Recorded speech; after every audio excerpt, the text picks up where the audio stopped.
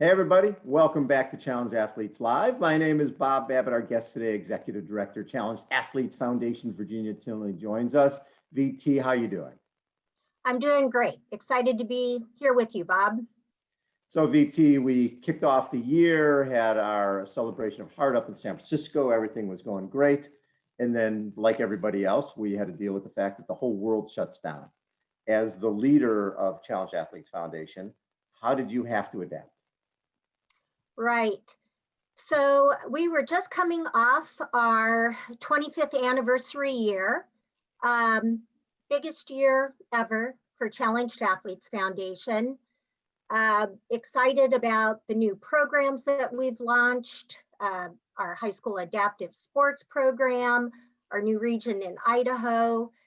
Our new fiscal year was just starting up March 1st. We had plans in place, ready to charge forward. And all of a sudden, the world starts shutting down around us. People are housebound and a real health crisis on our hands. And basically, CAF, like probably most businesses, really had to stop and look at what we were doing, what had to be canceled, and how we could meet the needs of our community in light of this new reality. So when you look at your team, and I think the team did just such an amazing job, because we really think about it, we're losing our $1 Million Challenge bike ride, San Diego Triathlon Challenge, Heroes Heart and Hope Gala, all the plans are in place for all those. All of a sudden, they're all gone. Between you and the team, you had to come up with a virtual solution to all of that. Were you surprised at how resourceful and how quickly the team reacted? Well, I have to say the team has done a phenomenal job, and I am so proud looking back at seeing what we were able to accomplish. But there was progressive disclosure. It was not clear in the beginning how long we would be shut down, whether in fact our events would have to be canceled or not. So, it was a very, very tough time to kind of sift through what the reality was and how that was going to affect us over the course of the entire year. And it is true, 50% of our income is raised through in-person events. The very first thing we had to focus on was our New York Gala. We had a gala planned in New York City for early June. Typically, we get about 800 to 900 people in attendance. And New York is the epicenter of this pandemic. Right. And that is a major source of our income each year. So it was a really big deal to have to decide to cancel the New York Gala in April. And the good news is that the world understood the reality that we were all in. Our supporters had come to know and love our cause and our challenged athletes. And we were able to reach out to our New York Gala supporters and ask them in this unusual year, would they still continue to support CAF despite the fact we had to cancel our gala?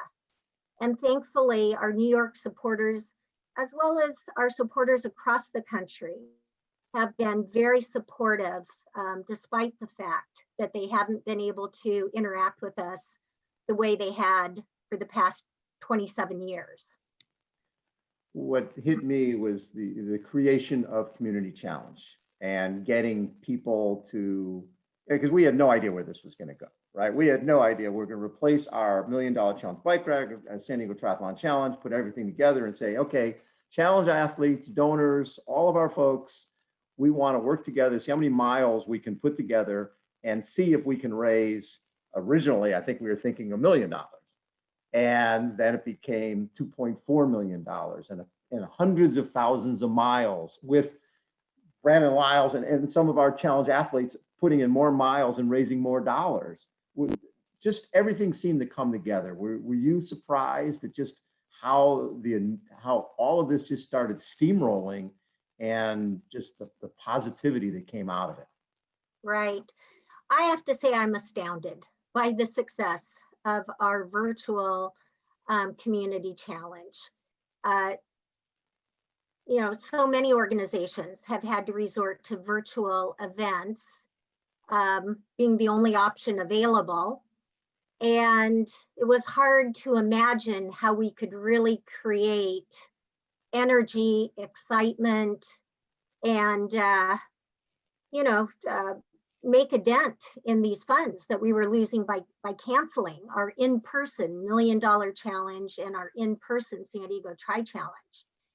And, you know, I have to say the creativity of the team, the way our partners stepped up to support us, that really gave the community challenge additional depth and excitement, like Strava and the fact that you could log miles on Strava and we could have a competition amongst challenged athletes, you know, an even playing field for everyone to log how many miles they could cover over the community challenge.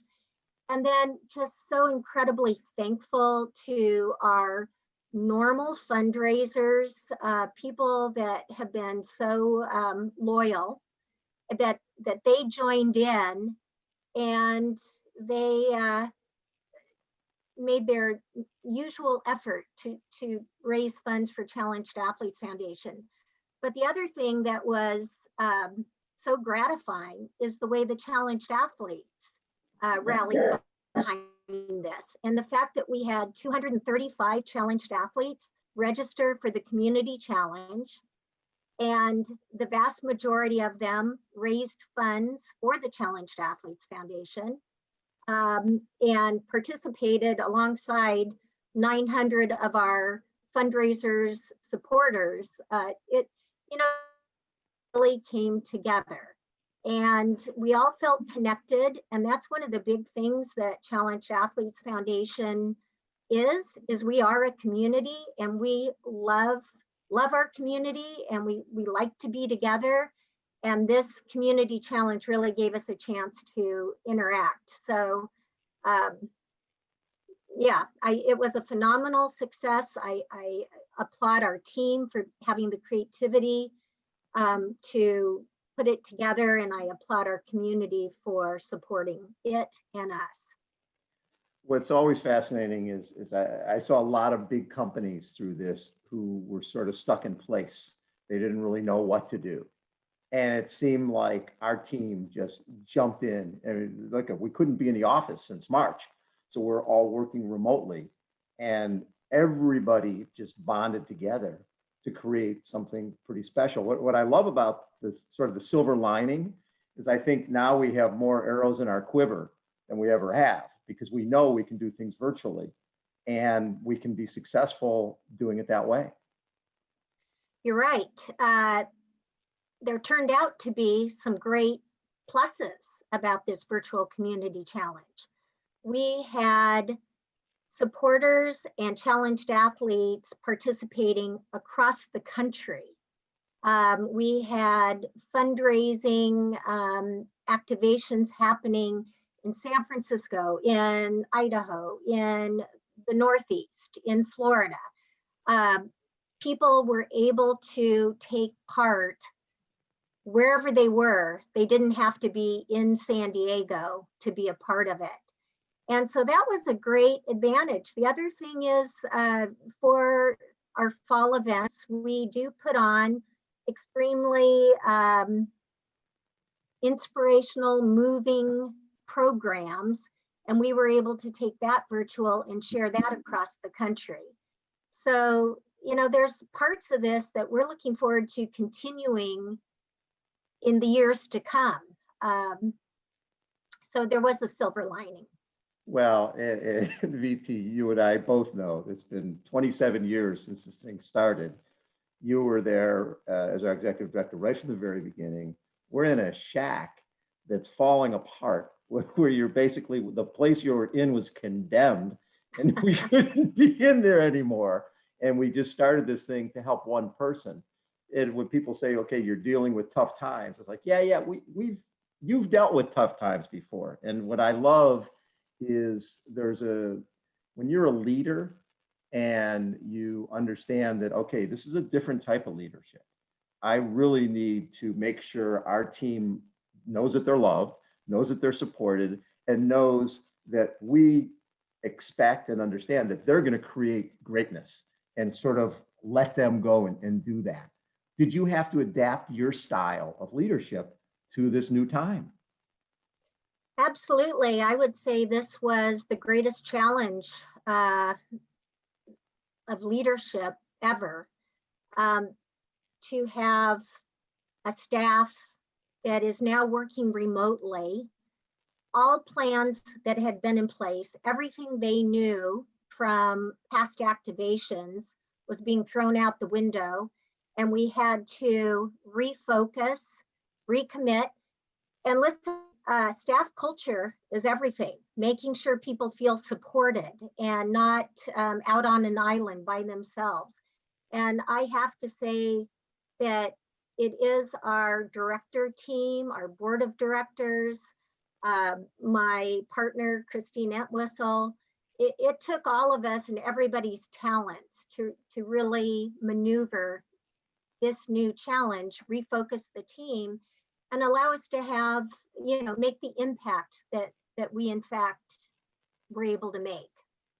When you talk about island, I think one of my learnings from this year was when we would have our, directors meetings, and Jen would be up in Idaho, and Doug would be in New York, and Susan would be in San Francisco. We were all in a conference room. We were all together, and they were on an island.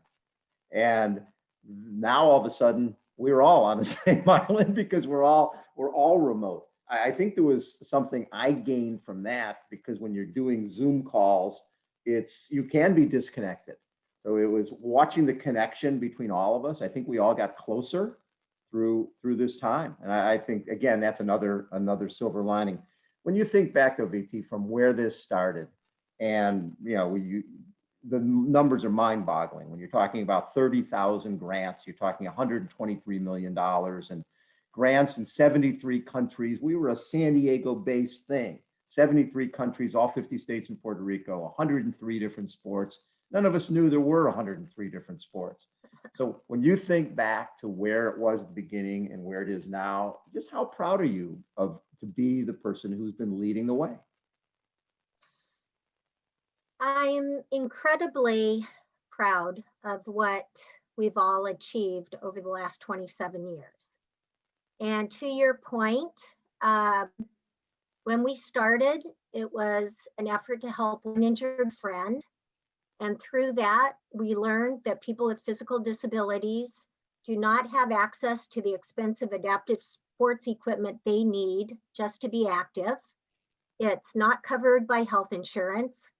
And unfortunately, with all of their medical bills and everything else, they just don't have the extra income to buy a $3,500 basketball chair or get that $15,000 running leg. So we had humble, I think, goals in the beginning. And it's really the people that came to us, the different challenged athletes, the different supporters who said, have you ever considered doing this? If you would like to do this, I'm here to help. And so it was very much a grassroots effort where we took advantage of the wonderful opportunities that presented themselves. And now 27 years later, I do think that CAF has played a major role globally in getting people with physical disabilities active. I think we've played a major role in growing the number of people that can participate in Paralympic sports. because they didn't have access to equipment before, and now they do. And over 50% of the US Paralympic team and athletes from around the world are able to participate. And then also, from the very beginning, we have portrayed challenged athletes as symbols of strength, as being on an equal playing field to able-bodied athletes. And that isn't the way they were looked at 27 years ago. And now they are absolutely symbols of strength, perseverance, and I think that we played a major role in helping the world see them as they are. I couldn't agree more. I remember back in the day, the charity commercials you would see would be Sally Struthers on late night TV with violin music. And it was all about people being sad and sympathy and all this. And then we had Rudy with Tim Mantuani, the amazing photographer, shooting him low angle shots of him with the Mission Bay Bridge in the background with his hands on his hips, looking at the camera, sort of like, yeah, what are you looking at? You give me a piece of equipment, I kick your butt.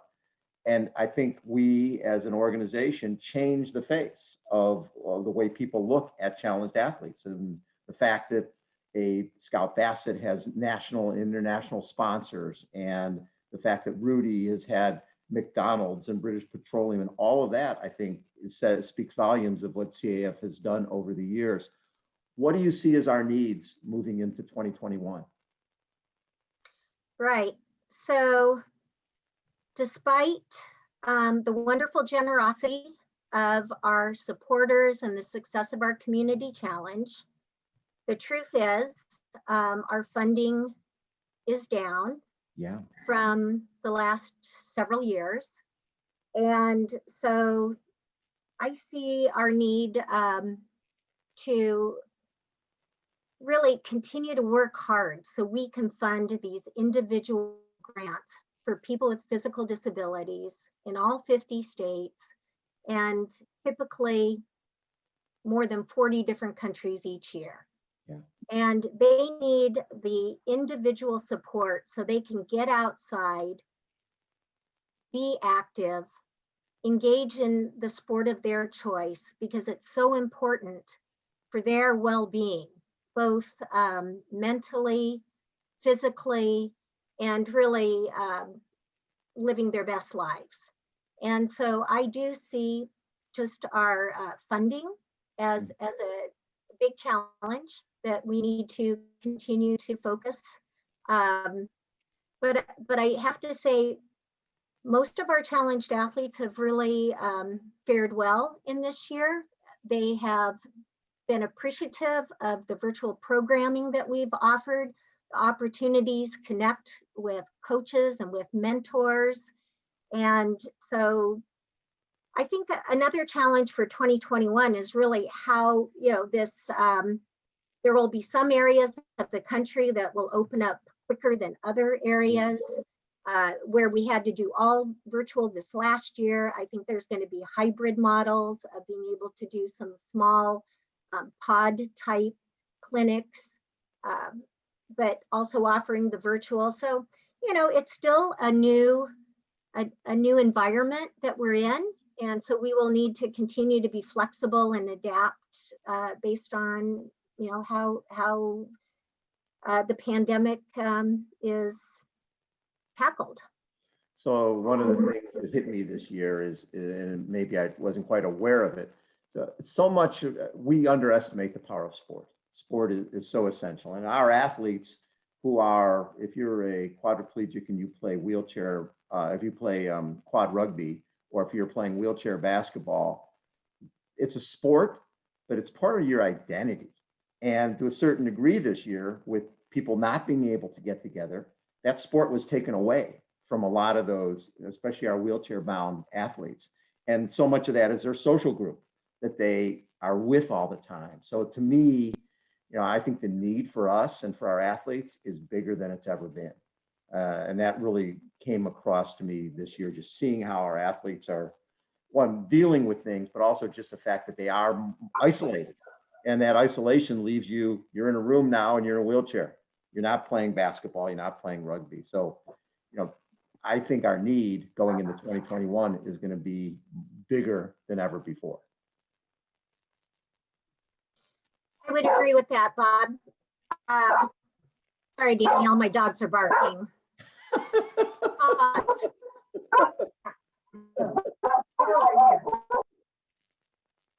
Good thing we can edit. Yes, we can.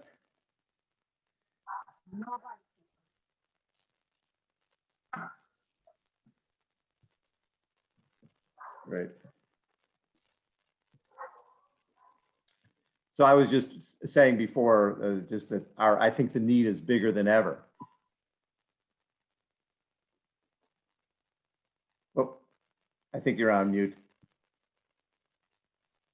You're right, Bob. The need is bigger than ever. Unfortunately, people with physical disabilities, according to the CDC, are much more likely to be isolated in their homes, especially people in wheelchairs. Yeah. And so their unit, their sports team, to your point, is their social connection. And going to training is really their social circle. And so to have to be isolated is harder on them than on many other people. And that's why our virtual programming was so important, and actual live chats and opportunities for athletes to connect with their teammates and with their coaches online has really been invaluable in this time. Love it. Hey, Virginia, if I haven't said it often enough, I appreciate your leadership. I appreciate the heart and soul that you've given this foundation for 27 years. And we wouldn't be where we're at if it wasn't for all of your energy that you've put into this foundation. Thank you so much for joining us on Challenged Athletes Live, and I'm looking forward to a great 2021. Thanks, Bob. And listen, it's been an absolute joy of my life to have worked for Challenged Athletes Foundation over the past 27 years. And certainly everything we were able to achieve is because the amazing challenged athletes we serve and the incredible board of directors and staff that we've had over the years. This has been Challenged Athletes Live. It's a wrap for 2020. Join us again in 2021 where we'll be chatting with amazing athletes from all over the world. Thanks again, everybody. Have a great new year. Thanks, Bob.